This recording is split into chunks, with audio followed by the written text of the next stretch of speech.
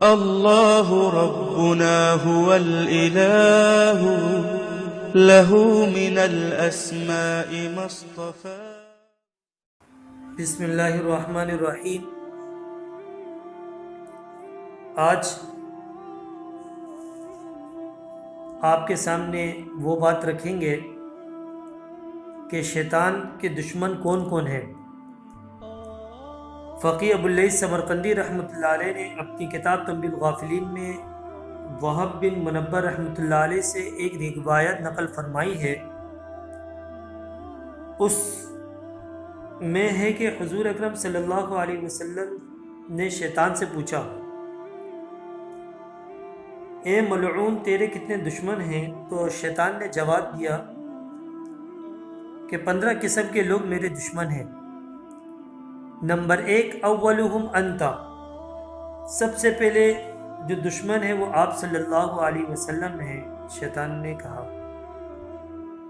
Number 2، امام عادل، عادل بادشاہ اور عادل حکام۔ نمبر 3، غنی متواضع، تواضع کرنے والا مالدار۔ نمبر 4، تاجر صادق، سچا ایماندار تاجر۔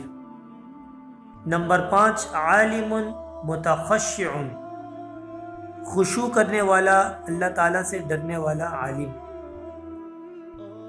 نمبر 6، مؤمن ناصح، خیر خواہی کرنے والا مومن۔ نمبر 7، مؤمن رحیم القلب، رحم دل مومن۔ نمبر 8، تائب ثابت علی التوبہ، توبہ کر کے ثابت قدم رہنے والا۔ نمبر 9، متورع عن الحرام، حرام سے پرہیز کرنے والا۔ نمبر 10، مؤمن یدیم علی الطہارہ، ہمیشہ طہارت پر رہنے والا مومن۔ نمبر 11، مؤمن کثیر الصدقہ، کثرت سے صدقہ کرنے والا مومن۔